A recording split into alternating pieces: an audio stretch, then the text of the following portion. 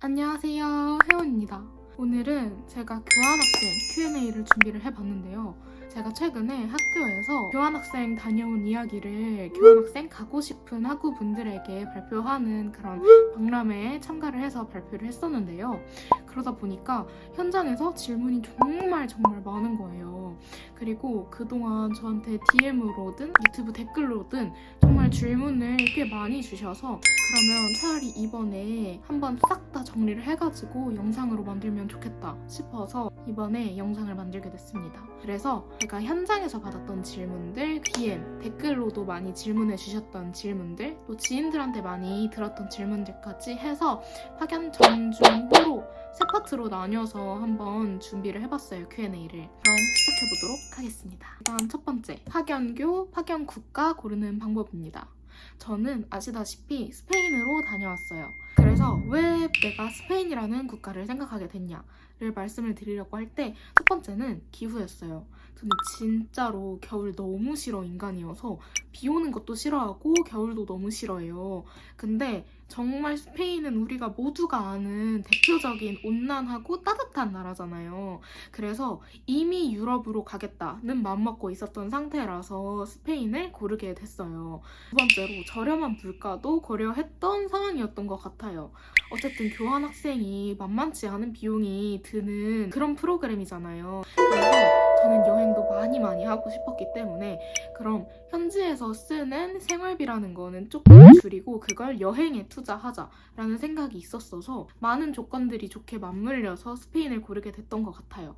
저는 미디어 학부로 다녀왔잖아요. 저의 본교 특성상 실습 수업들이 굉장히 많고 잘 되어 있긴 하지만 여기 산파블로에서 배웠을 때 훨씬 더 좋을 것 같은 수업들이 있는 거예요. 그리고 산파블로의 설비 시설들이 정말 너무 좋았어요. 내가 한국에서는 좀 더 이론적인 걸 배우고 여기서 실습적인 걸 배우면 좋겠다라고 생각을 해서 파견교를 고르게 됐습니다. 두 번째, 이건 제일 질문을 많이 받았던 거고 여러분들이 가장 궁금해 주실 질문일 것 같은데요.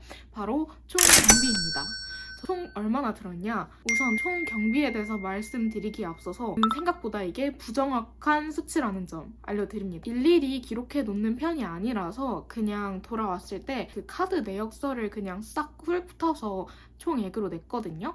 그래서 제가 수학 보고서에 썼던 값을 보니까 저는 총 1,660만 원을 썼더라고요. 엄마 카드를 현지에 가서 더 썼던 거, 그리고 파견 전에 준비했던 뭐 교통비라던가 비자 비용이라던가 이런 사소한 비용까지 생각을 한다면 1,740만 원에서 1,800만 원 정도 썼다고 말씀을 드릴 수 있을 것 같아요. 근데 이거는 제가 여행을 많이 다니기도 했고 또 외식도 많이 하고 쇼핑도 많이 해서 그랬던 거라 줄인다면 최대한 줄일 수는 있을 것 같습니다. 그리고 세 번째, 비용 마련은 어떻게 하셨나요? 저는 부모님께 지원을 받아서 갔고요. 100만 원 정도는 제가 따로 마련을 했는데 저희 학교에서 글로벌 앰버서더라고 활동을 하면 영상을 찍어서 올리면 100만 원을 준다고 해서 그 100만 원 정도는 제가 마련을 했습니다. 그리고 네 번째, 출국 전 비자는 어떻게 준비를 하셨나요? 일단 저는 학교에서 입학 허가서 날아오자마자 비자를 준비를 했던 것 같아요. 제가 드리고 싶은 말씀은 무조건 비자 인터뷰는 미리미리 잡아라. 취소표는 생각보다 잡기 어려울 수도 있으니까 가능한 빠른 시일 내에 티켓팅을 무조건 성공해라. 두 번째, 생각보다 인터뷰가 빡세지 않았다. 인터뷰가 되게 빡빡한 경우도 있다라고 하는데 저는 정말 친절하셨고 비자도 문제 없이 나왔어요. 제가 계엄이 터진 다음 날 비자를 수령하러 갔는데도 무사히 나왔더라고요. 세 번째, 3번에 돈 많이 통장에 넣으면 안 받아주는 경우도 있다. 제가 재정 보증인을 세워서 저의 재정 상태를 증명을 해야 하잖아요. 그래서 그걸 저희 아빠로 뒀는데 제가 영을 하나 잘못 읽어버린 거예요. 2천만 원인데 200만 원인 줄 알았던 거죠. 그래서 저희 부모님은 이틀 안에 2천만 원을 갑자기 호다다다 통장에 넣느라 정말 진땀을 빼셨답니다. 여러분들은 꼭 체크 잘 하시고요. 그래서 제가 정말 많이 걱정을 했어요. 그게 돈이 한 번에 갑자기 우르르르 들어가게 되면 이게 돈이 없는데 어디서 막 끌어왔다 이렇게 생각을 해서 비자를 안 주는 경우도 있다고 하는 거예요. 근데 그건 아니었습니다. 저의 경우에는 그랬다는 점 말씀을 드릴게요. 그리고 공증이랑 아포스티유를 준비하게 되잖아요. 공증을 준비할 때 아포스티유를 받으러 가는 날 그냥 아포스티유랑 공증 받는 곳이랑 같은 건물에 있으니까 공증 받고 아포스티유 받는 걸 추천해요. 저는 공증을 따로 그냥 받으려고 했었는데 잘 해주는 곳이 없더라고요. 그래서 굳이 시간 낭비하지 마시고 아포스티유 어차피 받으러 가야 하니까 그날 한 건물에서 하시는 걸 추천드립니다. 숙소는 어떻게 하셨나요? 라는 질문이 많았는데 그 비자 서류에 올라가는 호텔은 사실 크게 상관이 없대요. 존재하기만 하면 된다고 해서 변경이 돼도 된다고 하더라고요. 그래서 숙소 사이트에 무료 취소 가능한 예약 수수료를 떼지 않는 그런 호텔들을 예약을 해두시고 하고 나면 요청을 하면 예약 확인서 같은 걸 줍니다. 그거를 서류에 넣으시면 돼요. 그리고 비행기 티켓은 언제 어떻게 끊어야 할까요? 라는 질문에는요. 저는 교환 결과는 9월쯤 나왔어요. 그래서 저는 한 10월쯤에 끊었습니다. 저는 대한항공 왕복으로 끊었고요. 이유는요. 짐을 생각을 했을 때 생각보다 환승을 하면 내가 너무 힘들 것 같다라는 판단하에 있었고 제가 이미 한번 호주에서 골드코스트를 갈 때 시드니에서 한번 환승을 해서 골드코스트까지 갔던 경험이 있는데 그때 무거운 짐을 들고 다시 비탕을 맡기고 하는 게 너무 번거롭고 너무 힘들더라고요. 가뜩이나 6개월 짐 싸서 가는데 더 무겁고 더 힘들 것 같아서 저는 대한항공으로 직항으로 끊었습니다. 그리고 왕복으로 하시는 거 저는 추천드리고요. 어떻게 왕복으로 했냐? 돌아오는 비행기를 출발하는 비행기에 맞춰서 6개월 꽉 채워서 그냥 끊었습니다. 그리고 또 저는 오다 보니까 생각보다 장기간 비행이 힘들긴 하더라고요. 같이 갔던 친구 중에 환승을 해서 오는 친구들도 있었는데 본인은 오래 타는 게 힘들어서 생각보다 중간에 쉬는 게 괜찮았다라고 하더라고요. 그래서 본인의 컨디션에 맞춰서 선택하시는 거 추천드립니다. 그리고 비행기는 항상 무조건 언제든 그냥 빨리 하세요. 비행기가 가장 저렴한 시기는 지금 당장입니다. 비행기는 정말 오르기만 하더라고요. 마지막으로 챙길 건 교통권 예약하고 가기. 사실 이건 현지 가서 해도 되긴 하는데요. 아보노 벤이라고 마드리드에서는 쓸 수 있는 청년 요금제가 있는데 이게 처음 신청할 때는 특정한 지하철역에 있는 사무실에서 해야 돼요. 근데 이게 생각보다 풀로 차 있는 것도 있어서 제가 추천드리는 건 어차피 우리 공항에 내릴 거잖아요. 공항에도 사무실이 있으니까 공항에다가 예약해놓고 공항에서 내려서 그거 받고 오기. 제일 공항이 그 예약이 널널했어요. 그래서 이건 그냥 제가 드리는 사소한 팁이라는 거. 그럼 이제 파견 중으로 넘어가 보도록 하겠습니다. 파견 중에 대해서도 생각보다 질문을 많이 줬어요. 유럽 생활에 대해서 먼저 말씀을 드려보자면 첫 번째, 내향형 인간이 스페인을 가도 괜찮을까요? 라는 질문에 저는 완전 예스라는 답을 드리고 싶습니다. 왜냐하면 저도 내향형 인간이에요. 저는 낯도 많이 가리고 조금 기빨려 하는 스타일이거든요. 근데 스페인 사람들이 정열적이라는 건 사실이긴 하지만 정열적이라기보다는 조금 밝은 이미지가 많았던 것 같아요. 막 들이대서 날 부담스럽게 해. 이런 느낌보다는 그냥 상냥하고 활기찬, 그냥 만나면 기분 좋게 올라 이러고 인사할 수 있는 느낌? 저는 딱히 그렇게 부담스럽다고 느끼지도 않았고 오히려 좋은 에너지를 많이 얻을 수 있었던 나라였던 것 같아요. 그리고 여러분, 스페인은 프랑스, 영국과 같이 다인종 국가인 나라에 비해서는 단일 민족인 국가예요. 그래서 우리나라하고 비슷하다고 생각을 하시면 좋은데 생각보다 보수적입니다. 그래서 우리에 대해서 그렇게까지 관심을 갖지 않아요. 네.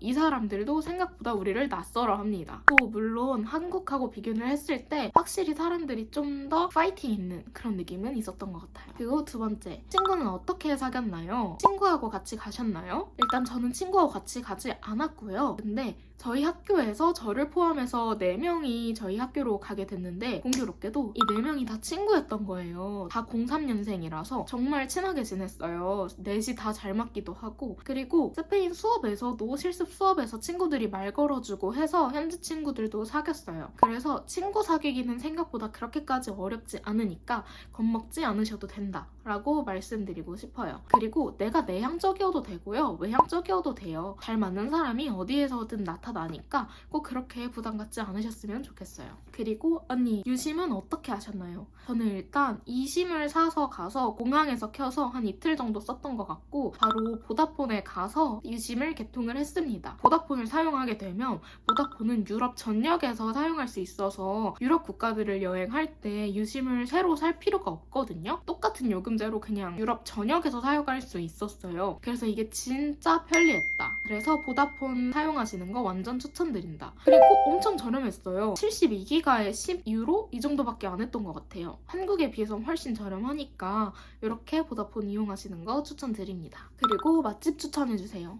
제가 마드리드에서 맛있는 걸 진짜 많이 먹었는데 일단 추러스 맛집을 추천을 드린다고 하면 제일 유명한 여기 나쁘지 않았고요. 저는 사실 추러스는 어디에서 먹어도 정말 다 맛있기 때문에 그냥 많이 드시는 거 추천을 드리고, 두 번째로는 빠에야. 빠에야는 저는 먹물 빠에야 집은 여기가 제일 맛있었고, 조금 고슬고슬한 빠에야는 여기가 맛있었습니다. 스테이크 집은 여기가 값이 살짝 나가긴 하는데 여기가 진짜 제 원픽이었어요. 제일 맛있었습니다. 그리고 버섯집이라고 아시죠? 버섯집도 제가 정말 많이 갔는데요. 여기 깔라마리 튀김도 맛있고요. 버섯 요리도 진짜 맛있습니다. 꼭 가보셨으면 좋겠고, 그냥 스페인 여행하시면 다 필수로 가는 곳이라고 생각하시면 좋을 것 같아요. 약간 한식 같은 거 땡길 때는 여기 중식집 갔는데 여기 진짜 마파두부가 너무 맛있었고요. 여기 짜장면 같은 야채면 국수하고 만두도 진짜 맛있었습니다. 이렇게 맛집 추천드릴게요. 힘들었던 기억은 없나요? 라고 하셨는데 힘들었던 기억 당연히 있습니다. 저는 홈스테이를 했었는데 할머니가 영어를 아예 못하셨어요. 어떤 집이었냐면 약간 우리 외할머니집 느낌으로 다 출가를 해서 정말 큰 집이고 많은 방이 있지만 할머니밖에 안 사는 집이었고 가족이 주말마다 놀러오는 집이었어요. 근데 할머니가 아예 못하시는 거예요, 영어를. 그래서 커뮤니케이션에 많이 제약이 생기더라고요. 그래서 저는 6개월은 번역기를 돌렸는데요. 평소에는 괜찮지만 조금 중요한 이야기를 한다거나 또는 할머니하고 뭔가 커뮤니케이션 중에 장애가 생긴 것 같은데 이게 해결이 안 될 때 정말 답답해서 힘들었던 기억이 있는 것 같습니다. 이거 외에는 그렇게까지 스트레스 받는 일은 없었던 것 같아요. 그리고 여행 관련해서도 질문이 많이 주셨는데 어떤 여행지가 가장 좋으셨나요? 라고 질문을 해주셨어요. 아직 브이로그에 안 올라간 여행지도 제가 진짜 많이 갔거든요. 그중에서 일단 제일 추천드리는 거는 첫 번째 파리. 제가 제일 좋아하는 도시라서 이건 일단 파리라고 말씀을 드리고 싶고요. 또 저뿐만 아니라 같이 갔던 친구들도 파리가 너무 좋았다고 해서 제 주변엔 2번 간 친구도 있었어요. 그리고 두 번째 추천드리고 싶은 국가는 스위스. 스위스가 생각보다 되게 비싼 나라로 우리한테 유명하잖아요. 근데 저는 생각보다 그렇게까지 비싸지 않게 다녀왔어요. 친구들하고 5명이서 가기도 했고 5명이서 가면 숙소비도 진짜 많이 절약이 되고 청년 혜택을 받을 수 있는 것도 있어서 에어비앤비 빌려서 만들어 먹고 그냥 수영하고 이러다 보니까 그렇게까지 많이 나가지 않더라고요. 그래서 비용 대비 정말 좋았던 여행지라 정말 아직도 눈에 선하거든요. 그 파랗던 물결과 정말 선선했던 바람들이. 여러분들도 스위스를 정말 잘 알아보면 생각보다 저렴하게 다녀오실 수 있으니까 꼭 잘 알아보고 다녀오시는 걸 추천을 드려요. 반대로 여름 이탈리아는 생각보다 추천하지 않습니다. 당연히 다들 아시는 결과일 텐데 제가 고집을 부리고 갔어요. 모두가 말렸지만. 근데 여러분들은 여름 이탈리아는 조금 보류해 두시고 다른 국가 가시는 거 추천드려요. 그리고 저는 의외로 영국을 아예 기대를 안 했단 말이죠. 사실 런던을 굳이 갈 생각이 없었어요. 근데 친구들이 너 스페인에 있는데 런던 안 가면 후회한다. 그렇게 가까운데 안 갈 거냐. 그래서 그래 온 김에 가자. 언제 또 시간을 내서 오겠어? 하고 갔는데 진짜 너무 대만족이었습니다. 제가 날씨 때문에 우려가 돼서 별로 안 가고 싶었던 건데 영국 완전 추천이에요, 여러분. 영국도 저에게 꽤 좋았던 여행지였습니다. 너무 좋았던 여행지가 많은데요? 포르투갈도 완전 추천드려요.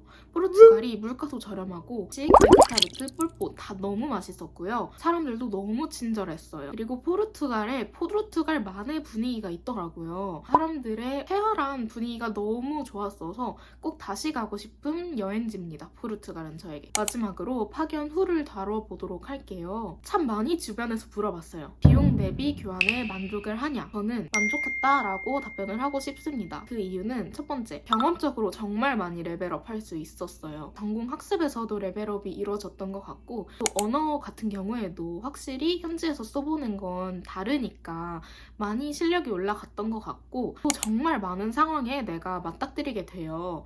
내가 근데 그걸 혼자 해결해야 해요. 이게 정말 크게 다가오더라고요. 한국에서는 어떤 일이 일어나건 어떻게든 누군가 나를 도와주게 돼 있는데 이건 정말 내가 스스로 해결하지 않으면 문제가 해결되지 않는단 말이죠. 그래서 이 과정에서 진짜 문제 해결 능력을 많이 기를 수 있었던 것 같아요. 저는 진로에 대해서 정말 많은 고민을 갖고 있다가 교환 이거 가는 게 그렇게까지 의미가 있나? 교환 가는 거 맞나? 라는 생각을 가지고 회의적인 상태로 출발을 하게 됐는데 다녀와서 제 진로에 대한 답을 찾게 된 것 같아요. 뭔가 특정한 순간을 통해서 알았다기보다는 교환을 다녀오면서 어떤 가치관을 내 인생에서 1순위로 둬야 할 것인지 나는 어떤 것을 고려하게 될지에 대해서 생각도 많이 하게 되고 그곳에서의 경험을 통해서 변화가 이뤄지기도 했던 것 같아요. 그래서 그 과정에서 저는 조금 저의 미래에 대한 생각을 많이 갖게 될 수 있었던 것 같아서 좋은 경험이었다고 생각을 합니다. 그리고 마지막으로 유럽 여행을 먼 없이 할 수 있었던 것도 큰 장점이었던 것 같아요. 유럽 여행을 하면서 느낀 건 이건 정말 돈만 있다고 할 수 있는 건 아니구나. 정말 많은 노력과 체력도 요하는 일이구나 싶어서 한 살이라도 내가 체력이 더 튼튼할 때 다녀오는 게 좋을 것 같다 싶어서 잘 다녀왔다고 생각이 드는 것 같아요. 그 밖에도 좋은 친구들도 만났고 미래에 내가 힘들 때 꺼냈을 수 있는 기억을 한아름 갖고 온 것 같아서 저는 좋은 기억으로 담고 있는 것 같습니다. 마지막으로는 여러분들도 꼭 브이로그 제작해서 좋은 기억들 많이 영상으로 담아오는 거 추천합니다. 이게 단순히 내 추억용 기록 쌓기 뿐만이 아니라요. 커리어적으로 도움이 될 수도 있고요. 눈에 보이는 가시적인 산출물로도 만들 수 있는 브이로그 활동 완전 꼭꼭 추천드립니다. 곧 1월, 2월 파견을 앞두고 있는 친구들도 있고 다음 지원을 준비하고 있는 친구들도 있더라고요. 그런 여러분들에게 이 영상이 도움이 됐기를 바랍니다. 그럼 저는